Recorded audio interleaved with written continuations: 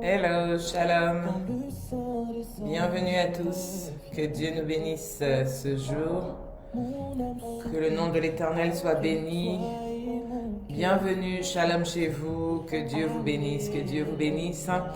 Nous sommes de retour pour Living a Life for Christ, notre émission du lundi après-midi à 14h30 par la grâce de Dieu. Et je suis donc heureuse de vous retrouver encore cet après-midi.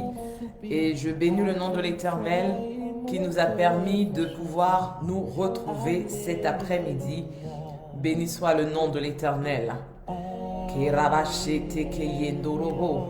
Gloire à Jésus-Christ de Nazareth et shalom chez vous.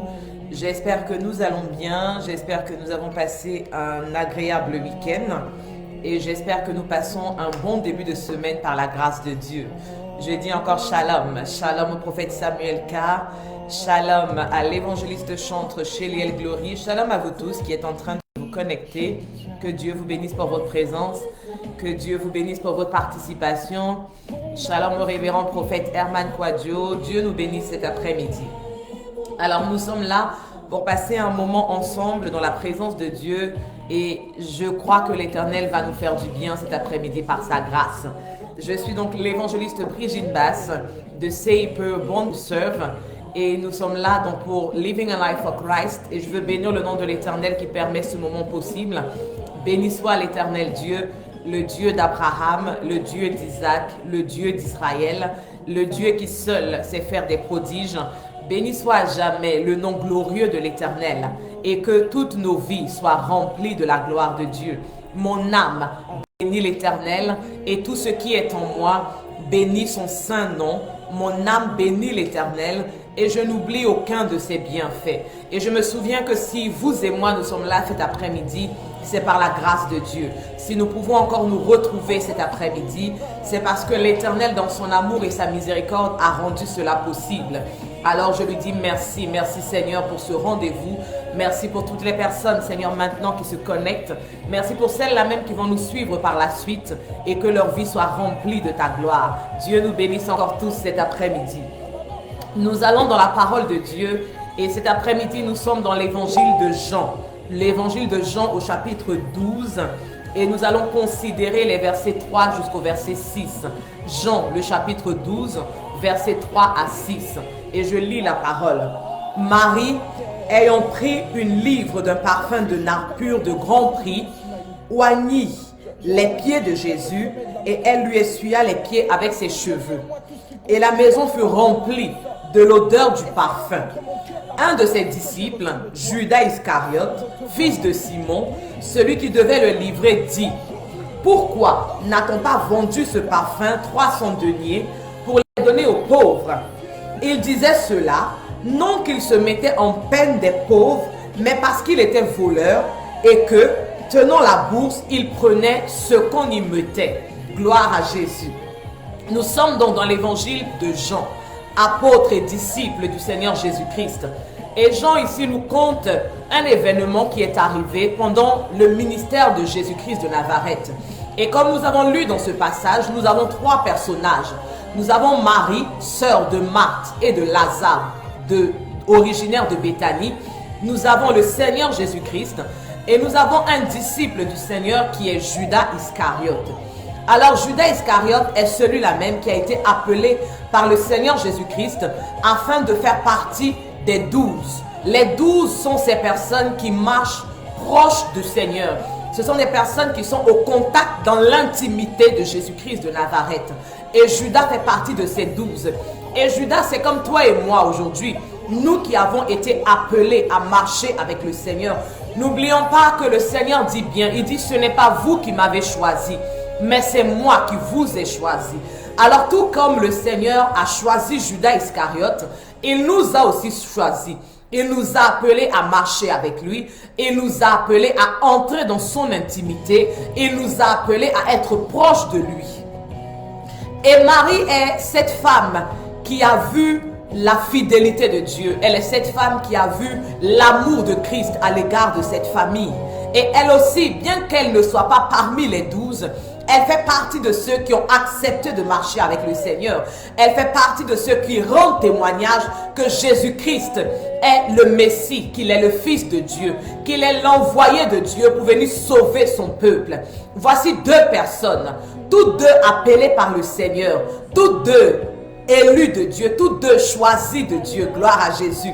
Mais deux personnes avec deux attitudes différentes, deux personnes avec deux comportements différents, deux personnes avec deux façons de faire qui sont différentes.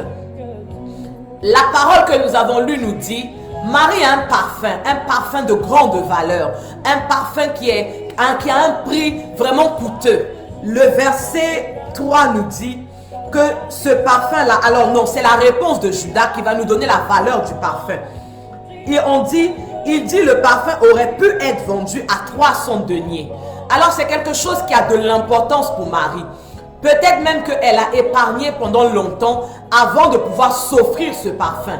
Elle a économisé pendant longtemps avant de pouvoir acheter ce parfum. Mais par amour pour le Seigneur Jésus-Christ, elle n'a pas hésité à sacrifier ce parfum. C'est ce qu'elle a de plus cher, c'est ce qu'elle a de plus important.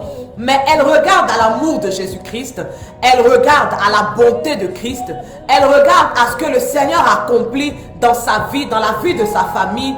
Et elle se dit en elle-même, ce parfum n'a pas de valeur. Ce parfum en réalité n'a pas de prix devant le Seigneur. Alors elle n'hésite pas à sacrifier son parfum. Mais Judas s'insurge.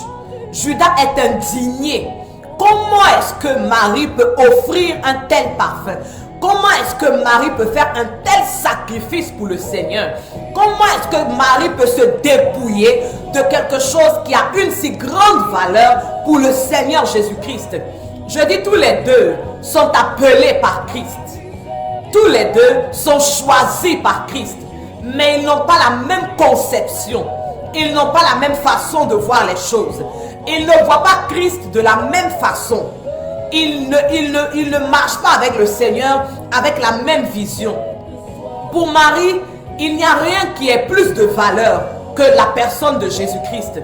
Il n'y a rien qui ait plus de valeur que le Messie. Pour Marie, elle est prête à tout sacrifier. Elle est prête à tout abandonner. Elle est prête à se dépouiller de tout pour faire plaisir à Jésus, pour toucher le cœur de Jésus. Mais pour Judas Iscariote, Jésus ne mérite pas qu'on sacrifie tout pour lui. Pour Judas Iscariote, Jésus ne mérite pas qu'on lui donne quelque chose de valeur. Pour Judas Iscariote, Jésus ne mérite pas qu'on se dépouille pour lui. Judas aurait voulu que l'on vende le parfum et qu'en tant que trésorier de Jésus, qu'on lui confie l'argent du parfum. Mais la Bible déclare que, en vérité, il ne se soucie pas des pauvres. Parce qu'il dit au verset 5, on aurait pu vendre le parfum et soutenir les pauvres. Mais au verset 6, nous apprenons qu'en fait, la préoccupation de Judas, ce ne sont pas les pauvres. La préoccupation de Judas, c'est l'argent qu'il va voler dans la bourse. C'est l'argent qu'il va prendre dans la bourse afin d'aller réaliser ses propres projets, afin d'aller réaliser ses propres intérêts, afin d'atteindre ses propres objectifs. Le Seigneur nous dit qu'il y a beaucoup d'appelés, il y a beaucoup de choisis, mais il y a peu d'élus. Qu'est-ce qui fait la différence entre les élus et les appelés? C'est ce que nous sommes prêts à faire pour le Seigneur Jésus-Christ de Nazareth. Judas ici est disciple du Seigneur. Il fait partie des 12. Je dis contrairement à Marie, il fait partie des 12. Il est dans l'intimité même du Seigneur. Il y a des choses que le Seigneur dit aux disciples qu'il ne dit pas à la foule. Il y a des révélations, il y a des vérités que Jésus a dit aux 12, mais que les autres n'ont jamais entendues. Mais celui qui est proche du Seigneur, celui qui est dans l'intimité du Seigneur, il estime que le Seigneur ne mérite pas qu'on se dépouille pour lui. Gloire à Jésus. Alors la question que je nous pose cet après-midi, quels intérêts défendons-nous? Nous avons été appelés par Dieu. Nous avons été choisis par Dieu. Mais lorsque le moment vient de défendre les intérêts du Seigneur, nous choisissons de défendre nos propres intérêts. Judas aurait même dû être celui qui aurait dû acclamer l'action de Marie, en réalité. Il aurait dû applaudir pour ce que Marie vient de faire. Il aurait dû approuver ce que Marie vient de faire. Ce n'est pas Judas qui aurait dû s'indigner de l'action de Marie. Ce n'est pas Judas qui aurait dû réprouver l'action de Marie. Ce n'était pas à Judas d'avoir un tel comportement, d'avoir une telle attitude. Et malheureusement, dans le corps de Christ, au sein de l'église du Seigneur, il y a des personnes qui ont l'attitude de Judas Iscariote. C'est-à-dire que nous marchons avec le Seigneur, mais nous estimons qu'il y a des choses que Dieu ne mérite pas. Dieu ne mérite pas qu'on lui offre une dîme. Dieu ne mérite pas qu'on lui fasse une grande offrande. Dieu ne mérite pas qu'on se sépare d'un mois de salaire pour lui. Dieu ne mérite pas qu'on lui sacrifie notre temps. Dieu ne mérite pas qu'on déploie notre zèle et nos talents pour lui. On marche avec le Seigneur, mais on cherche à savoir qu'est-ce que nous, on peut retirer de cette relation. Mais on ne se pose pas la question, qu'est-ce que nous, on peut faire pour Dieu. Judas a vu la renommée du Seigneur. Judas a vu l'aura qui entourait le Seigneur. Judas a vu les bénéfices qu'il pouvait retirer de cette relation. Et c'est tout ce qui l'intéressait. Il était au milieu des 12, mais il cherchait qu'est-ce que lui, il pouvait retirer à marcher auprès du Seigneur. Et nous aussi aujourd'hui, on marche auprès du Seigneur. Mais on se dit, en marchant avec le Seigneur, j'aurai un travail. En marchant avec le Seigneur, j'aurai un enfant. Si je marche avec le Seigneur, j'aurai mes papiers. Si je marche avec le Seigneur, j'aurai une maison. Si je marche avec le Seigneur, il va me délivrer de la malédiction de ma famille. Il va me libérer des liens ancestraux. En marchant avec le Seigneur, voici ce que je vais obtenir parce qu'il est le Seigneur. Mais Marie a une autre façon de voir. Elle dit, c'est vrai, je suis auprès de lui. Mais qu'est-ce que je peux faire pour lui? Quelle action je peux poser pour lui? Quelle action je peux accomplir pour lui montrer que je suis avec lui, non pas pour ce qu'il peut me donner, mais je suis auprès de lui pour ce que moi je peux lui apporter. Qu'est-ce que moi je peux faire pour toucher son cœur? Alors Marie sacrifie ce parfum d'une grande valeur aux yeux des hommes, mais qui est sans valeur pour Marie. Je dis, le parfum a une valeur aux yeux des hommes, mais pour Marie ça n'a pas de valeur. Nous sommes dans l'église et on n'a pas envie de sacrifier pour Dieu. Et en même temps, on n'a pas envie de sacrifier, mais on veut aussi empêcher les autres de le faire. Le comportement de Judas Iscariote aurait pu blesser Marie. Ça aurait pu freiner l'action de Marie. Mais Marie n'a pas regardé à ça. C'est nous aujourd'hui. Quand un frère dans l'église donne un mois de salaire en tant que prémisse pour la gloire de Dieu, on s'insurge. On est indigné. Mais comment est-ce que toi tu peux donner un mois de salaire à l'église? C'est nous aujourd'hui, on est indigné. Comment est-ce que tu peux passer autant de temps à l'église? Tu passes ton temps à l'église. Tu as oublié que tu as un mari. Tu as oublié que tu as une femme. Tu as oublié que tu dois t'occuper de tes enfants. On est indigné quand on voit nos frères, nos sœurs faire des choses qui dépassent l'entendement des hommes pour Dieu. On est indigné, comme Judas Iscariote, on est indigné. On n'est pas indigné parce que ce qu'ils ont fait là, c'est une mauvaise chose. On est indigné parce que on se dit qu'ils auraient pu faire cela pour eux-mêmes. Mais en quoi ça te regarde? En quoi ça te regarde? Si ton frère veut sacrifier un mois de salaire pour Dieu, en quoi ça te regarde? Si ta soeur veut passer son temps à l'église, au service de Dieu, en quoi ça te regarde? Si ton frère décide de mettre ses talents au service de Dieu, en quoi ça te regarde? C'est toi qui as choisi, c'est toi qui as décidé que Dieu ne vaut pas la peine que tu lui sacrifies ton argent. C'est toi qui as décidé que Dieu ne vaut pas la peine que tu lui sacrifies ton temps. C'est toi qui as décidé que Dieu ne vaut pas la peine pour que tu mettes tes talents à son service. Mais n'empêche pas les autres de le faire. Ne sois pas un Judas Iscariote. Ne frustre pas les gens quand ils se disposent pour le service de Dieu. Ne frustre pas les gens par tes paroles, par ton comportement, par tes critiques. par ton bavardage. Tu n'as pas envie de le faire, c'est ton problème. Mais laisse les autres faire ce qu'ils ont envie de faire. Défendre les intérêts du royaume, ça ne t'intéresse pas. Mais laisse les autres le faire.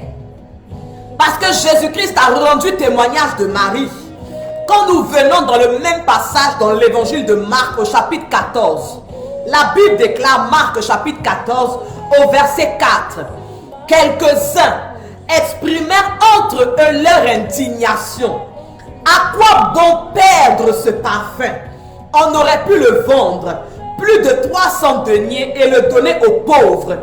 Et ils s'irritaient contre cette femme. Ils s'irritaient contre Marie. Mais pourquoi est-ce que vous vous irritez? Le parfum ne vous appartient pas. Celle à qui le parfum appartient a choisi de le sacrifier pour le Seigneur. Celle qui s'est saignée pour acquérir le parfum a choisi de le sacrifier pour le maître. Alors pourquoi est-ce que vous êtes irrité contre elle? Pour quelque chose qui à la base ne vous appartenait pas. Pour quelque chose qui à la base n'est pas pour vous. Pourquoi est-ce que ça t'irrite? Pourquoi ça te frustre? Gloire à Jésus. Et au verset 6, le Seigneur répond. Il dit laissez-la, laissez-la. Pourquoi lui faites-vous de la peine? Je dis pourquoi est-ce qu'on fait de la peine à nos frères, à nos sœurs dans la maison de Dieu? Pourquoi on leur fait de la peine? Pourquoi on leur fait des reproches? Pourquoi est-ce qu'on les blâme? Si elle a choisi de sacrifier sa jeunesse pour Dieu, c'est quoi ton problème? S'il a choisi de sacrifier sa jeunesse pour Dieu, c'est quoi ton problème? Arrêtons de faire de la peine à nos frères et à nos sœurs. Ce n'est pas parce que tu n'as pas le courage de le faire, ce n'est pas parce que tu n'as pas la force de le faire que tu dois empêcher quelqu'un d'autre de le faire. Il dit, elle a fait une bonne action à mon égard.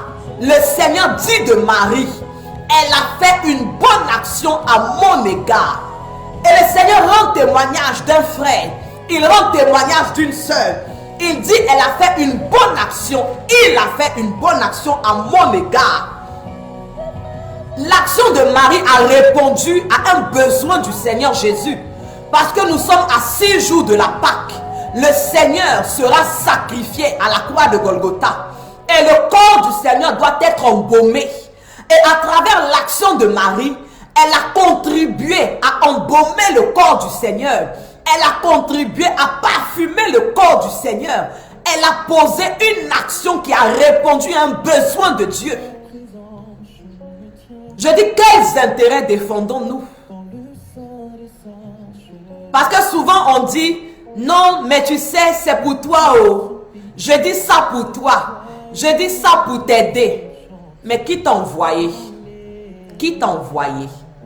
Lorsque Dieu se révèle à l'un de ses enfants, et qu'il met dans le cœur de son enfant de faire quelque chose, qui es-tu pour t'insurger? Qui es-tu pour t'opposer? Qui es-tu pour contester? Je le dis encore une fois, tu n'as pas envie de faire, c'est ton problème. Mais n'empêche pas les autres de le faire. Et je veux encourager les maris. Je veux encourager des maris. Des personnes qui n'ont pas peur de se sacrifier pour Dieu. Des personnes qui ont compris que l'argent n'a pas de valeur. Jésus-Christ a plus de valeur que l'argent. Des personnes qui ont compris que le temps n'a pas de valeur. Christ a plus de valeur que le temps. Des personnes qui ont compris que les dons, les talents que nous avons n'ont pas de valeur. Et que Christ a plus de valeur que cela. Je veux nous encourager cet après-midi à faire encore plus. Laisse les gens parler. Laisse les gens juger. Laisse les gens critiquer. Ils critiquent parce qu'ils n'ont pas le courage de le faire. Ils critiquent parce qu'ils n'ont pas la force de le faire. Se sacrifier pour Dieu requiert du courage. Se sacrifier pour Dieu requiert de la détermination. Se sacrifier pour Dieu requiert un amour véritable pour Dieu. Vous pensez que c'est facile de se mettre là tous les jours et de parler de la part du Seigneur? Ce n'est pas quelque chose de facile. Mais je le fais parce que j'aime Dieu. Et je n'ai pas peur que quelqu'un qui me regarde me critique. Je m'en fous. Je m'en fous. Je fais quelque chose pour toucher le cœur de mon Dieu. Je ne cherche pas à ce qu'un homme apprécie, Mais si celui qui m'a appelé apprécie, c'est le principal. Si celui qui m'a appelé valide, c'est le principal. Si celui qui m'a appelé cautionne, c'est le principal. Pour Dieu, je suis prête à sacrifier mon temps. Pour Dieu, je suis prête à sacrifier mon argent. Pour Dieu, je suis prête à sacrifier tout ce que j'ai. Parce que ça n'a pas de valeur. Tout cela n'a pas de valeur. Ça n'a aucune valeur.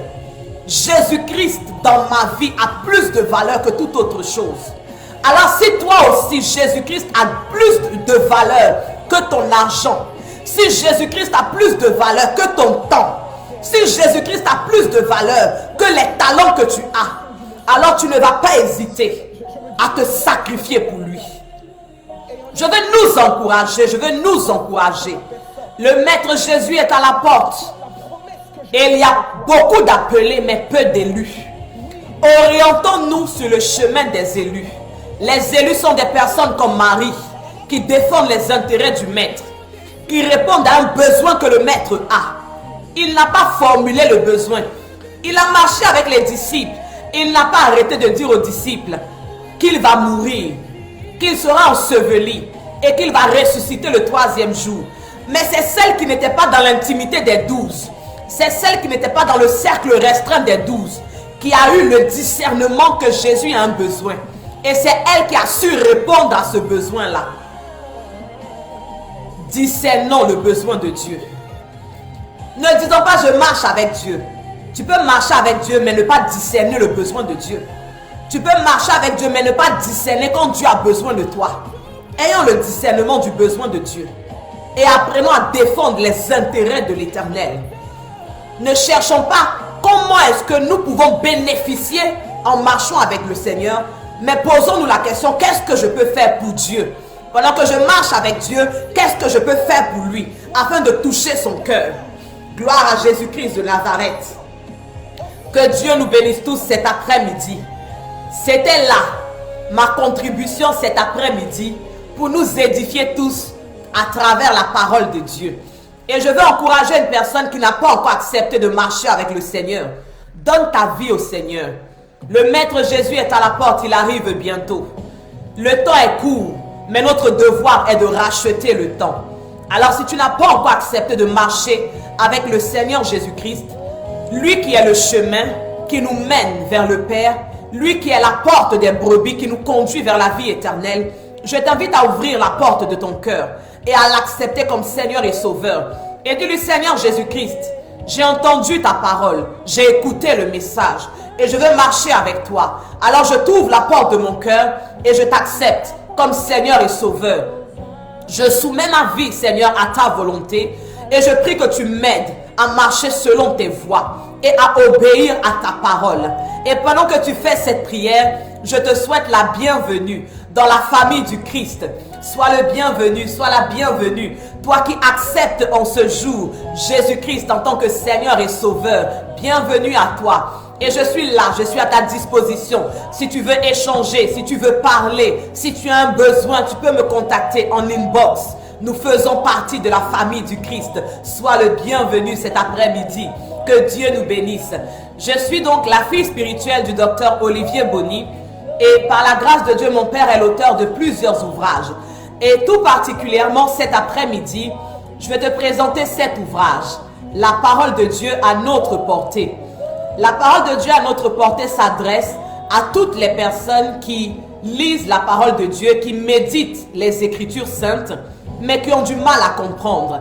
Le Seigneur a inspiré son serviteur et à travers cet ouvrage, il y a des éléments, il y a toute une méthodologie pour nous aider quand nous méditons à travers les Écritures à pouvoir comprendre la pensée de Dieu contenue dans la Bible. Parce que la Bible n'est pas un roman, la Bible n'est pas un livre littéraire.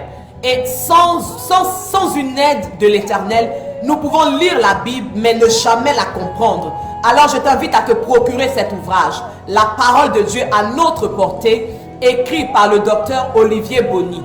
Les ouvrages sont disponibles sur le site de la FNAC, sur le site d'Amazon et sur le site de Décitre. Ce sont des sites en ligne. Tu peux acheter le livre en audio, mais tu peux aussi acheter le livre physique qui te sera ensuite expédié chez toi à ton domicile. Je nous invite à nous procurer ce livre. Et pour tous ceux qui sont en France, tu peux me contacter en inbox. Je peux aussi t'expédier le livre. On peut s'entretenir et se mettre d'accord sur comment t'expédier le livre. Alors que Dieu nous bénisse encore cet après-midi. Nous avons terminé notre rendez-vous et je rends gloire à Dieu pour ce moment. Je veux saluer la vie du révérend prophète Herman Kwadjo, la vie du prophète Samuel K, la vie de l'évangéliste chantre Sheliel Glory, la vie du pasteur Narcisse Tomba, la vie du frère Yaya Sanogo, et vous tous qui avez été connectés cet après-midi. Je salue mon frère Florent Dali, Dieu te bénisse. Je vous fais plein de bisous. N'oubliez pas que je vous aime. Mais le Seigneur Jésus-Christ vous aime beaucoup plus que moi, davantage que moi. Et je prie que vous soyez enveloppés de son amour. Que toute cette semaine, l'amour de Dieu, que vous puissiez l'expérimenter, l'amour de Dieu toute cette semaine. Que vous puissiez rendre témoignage de l'amour de Christ dans vos vies. Et je nous donne rendez-vous jeudi. Jeudi prochain, nous serons le 25 mars. Je vous donne rendez-vous à 20h30 pour notre temps de prière, Prayer That Changes Things. Jeudi 20h30. D'ici là, si vous avez un sujet de prière, une requête de prière, merci de me l'envoyer en inbox afin que nous puissions préparer ce temps de prière dans la présence de Dieu. Je vous aime. Plein de bisous. Et si Dieu nous fait grâce, rendez-vous jeudi à 20h30. Shalom.